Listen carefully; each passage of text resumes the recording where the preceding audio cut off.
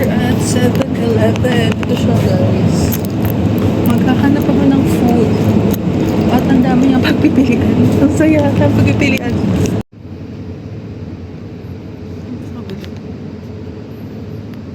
Okay, so ito na lang siguro muna. Ito.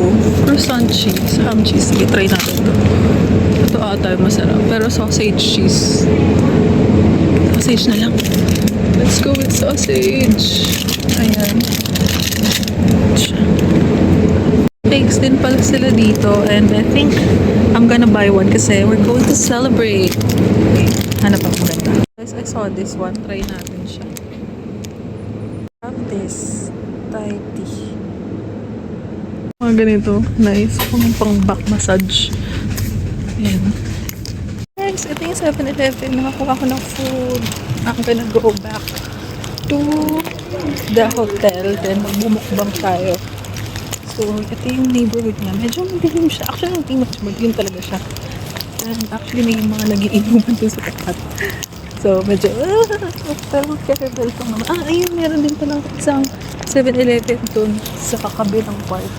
Sa tapat ng Ramada. But I got this kasi mas malapit lang siya. So, ano siya? Actually, it's boutique hotel pala siya. Hindi pala lang siya hotel. It's a boutique hotel. So, ito siya. Paggabi. Diba?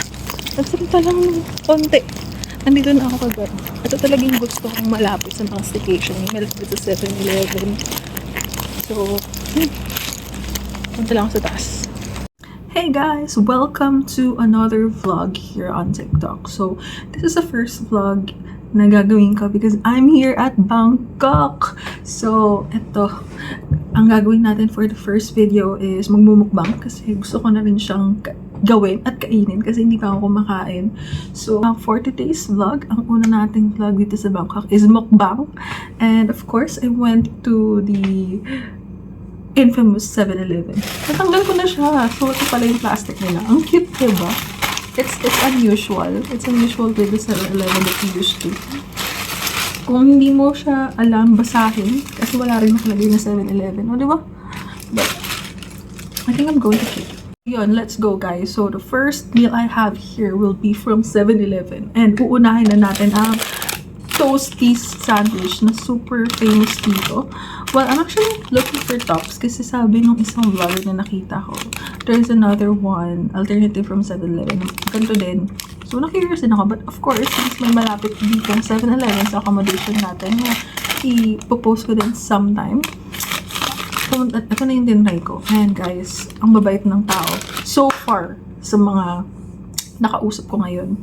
Well, actually, nakausap ko lang naman is yung sa airport, Grab, si ate sa babae, yung 7-Eleven. So, win-win pa din. Anyway, so that's the first food that I have. Then, I actually bought this Thai, traditional Thai dessert. So, hindi ako sure kung ano to. Siguro mga mangga kasi orangey or yellowish siya. Then, I bought this. Please help me. Hino po siya. I'm so sorry. I love watching Thai movies, but I'm not like religiously na kinikilala sila. But I think I may have seen him in some movies. If he has. Yan. So, kinuha ko na rin siya. Kasi parang, ibig sabihin, masarap siya. Kasi may nag-endorse. Anyway. Next is, I bought this. Actually, this is a Thai tea crepe cake.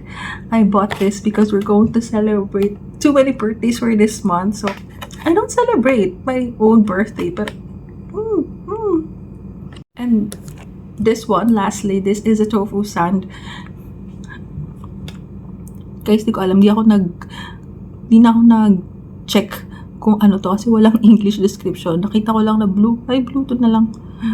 But this is, I think, is soy milk. Yun lang mo nakita ko, soy milk siya. So, I'm not sure if this is the original or my flavor or what. But, nakita ko lang na blue. So, I got this. 5 food na may meal, may dessert, may drinks. And I only got this one, 143 baht. So, conversion is nandito. So, diba? Sobrang mura. And, medyo mahaba na itong intro ko. So, let's go. Let's eat. So, unahin na natin ang meal. Actually, nilagay ko lang pala to kasi, diba, it's a cake. Wait, kabilang side pala. Mas maganda. Ay, So, hindi naman siya ganun kaganda. Nilagay ko lang yung Thai sauce nila kasi it's a Thai crepe. Anyway, so let's start with the first one. Super excited ako dito kasi ang dami. Kasi may nakita akong vlog ng daming taong naghihintay for these toasties. Anyway, let's start. So I have this sausage, yung sausage cheese. So, sana masarap kasi medyo lumabig na siya, kakasalit ako.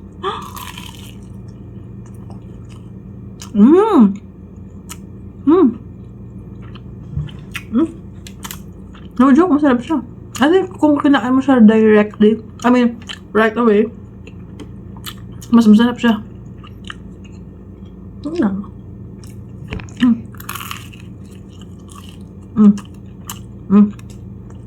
Yan, masarap. Parang hindi ako 100% fan. Siguro, I will try others, siguro. Pero masarap siya. Must try din kasi in fairness naman mura lang din man siya. I can't remember how much, pero kung makikita ko yung price nandito kasi guys, yung ano nila, resibo nila nakatay din. So pag di ako pinamad, translate ko. But I think this is around 30. 30 ba? So, yum. 6 siya. Sausage talaga. Rate it as 8.5. Then tayo sa tofu stand.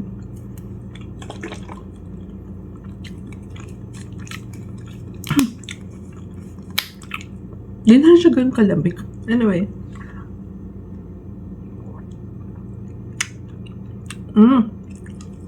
Lasa siyang healthy. 8. Guys, I have a weird taste buds kasi gusto ko yung medyo weird na taste. Kaya hindi ako masyado nagluluto sa ibang tao kasi baka kasi hindi ako ganun ka-confident. Kasi iba yung taste buds ko talaga. But lasa siyang healthy. Hindi siya ganun kasarap, to be honest. Pero siguro gusto ko siya. So, 8. 7.58. Yan. 8 kasi mura siya. So, kailangan mo siyang ilahat. Curious talaga ako sa cake. So, let's eat the cake first. Ito, binigyan pa ako ni Kuya. Sa Kuya 7-Eleven. So, ayun guys. So, let's celebrate the birthdays of the September babies. Ng mga old and biases ko. And also, kung sino man na may mga birthday. Happy birthday guys. Celebrate ko ang birthday nyo. Dahil hindi ko celebrate ang birthday ko. Happy birthday Namjoon, BTS. Happy birthday Yoonjae, The Boys. Happy birthday Yoonjun, TXT. Happy birthday Han, Felix, and Somin, Stray Kids. So yan. Pero siya marami namang birthday, di ba? This month. So, happy birthday guys. More birthdays to come. Okay, ganyan. Happy birthday. Let's eat. Actually, try muna natin yung wala. Yung crepe lang. Friends, walang ba siya? And ang dami na pagpipilian guys. Saya. Pero syempre, kunin natin yung Thai. Sarap. Nothing fancy, nothing special. Pero for the price itself, alam mo yun. Tsaka iba yung lasa niya. Kasi nga, Thai milk tea siya. With crepe. At siguro kasi medyo hindi na siya galing malamig. So, iba na yung lasa. I mean, hindi naman masama. Kaso kasi ayoko nung like foamy. Foamy siya. Mas masarap pag may ganito. Lagay ko siya. And hindi siya. Guys, may sweet tooth ako. Pero hindi ako ganun kahilig sa matamis. Alam niyo yun? Hindi siya ganun katamis. Unlike other cakes. And I'm not a fan of cakes. Pero mauubos ko siya. Ganon yung level niya. Go. 8.5. Medyo umano siya. Kasi feeling ko talaga yung mga food sa 7-Eleven, kailangan kainin agad. Ang dami pang mga nangyari. Ang dami ko pang dinakildal. Pero masarap siya. And for the price, mabubuhay ka talaga guys dito. Mag-shopping kayo, punta lang kayo sa 7-Eleven. May kakaiba. Wala sa Manila.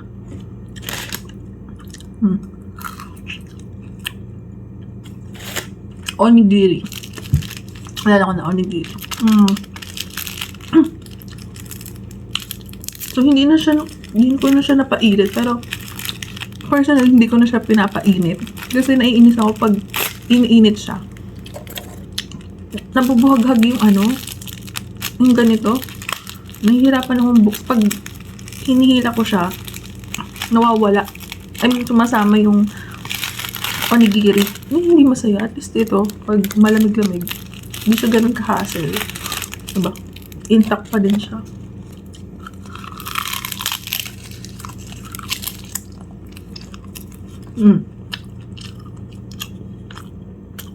Mas gusto pa rin na sa Manila na parang Japanese mayo ba yun? Or salmon. Masarap yun. Pero masarap naman din siya. Parang siyang may kalasa na Family Mart na natikman namin when we were in Thailand. When we were in, nasa isip ko, Taipei. Oh, Taipei. Mahilig din talaga kasi yun to. So, kami, Taiwan kami. Every time na nag-Family Mart kami, ganda rin yung kinakain ko. So, parang mas ganun yung lasa niya. Feeling ko. Or siguro, di ko alam.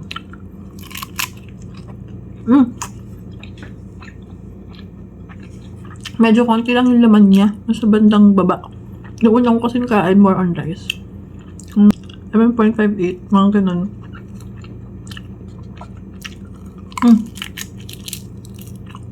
Medyo may umay factor lang yung toasties. Or siguro ibang flavor yung masarap talaga daw. Hindi ako sure kasi kumuha lang ako ng random. And lastly guys, this one. This is the Thai traditional desserts. So hindi ako sure kung ano to. Ano ba yung longgan? Hindi ako sure. Ano siya? Lastly ito. Sarap. Ano ka ba lasa niya? Sarap lang. Sarap.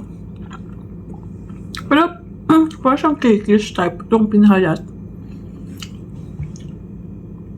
I'll rate this as 9. 8.59. Kasi siguro masarap pag malamig. Pwede. Tamas na doon. Sarap na to.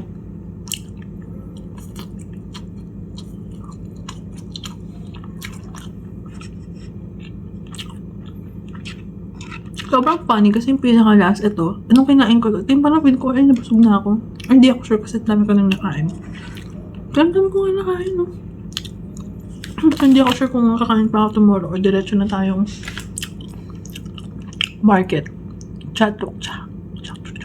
Naisip ko na naman yung milk tea. Now, just ko, ewan ko din. Anyway, overall, ang experience ko for the mukbang 7-Eleven is a must try. Guys, marami talaga silang choices. Magtuwa kasi nung pagpunta ko, ang daming choices. I was planning ko to eat meal. Kasi sabi ko, hindi, parang gusto ko nga try talaga yung toasties kasi yun yung nakikita ko sa TikTok din. But, since malapit lang naman sila, mali mo, dyan ako mag-breakfast. Before ako umalis, diba? Or dadaan ako dyan. And, guys, meron sila doon parang cafe. And kakaiba siya. And itatry ko yun. Kasi meron silang matcha latte. And mukhang masarap.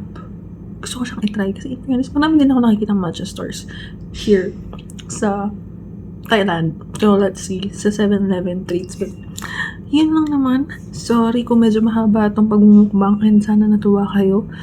And, yan, if I have time, I will upload more sa TikTok. Actually, marami talaga akong videos. Pero, at some point, siguro nakakatamad lang mag-edit. Yun yung nakakatakot. So, yan. Para, promise, upload ko na ito ngayon.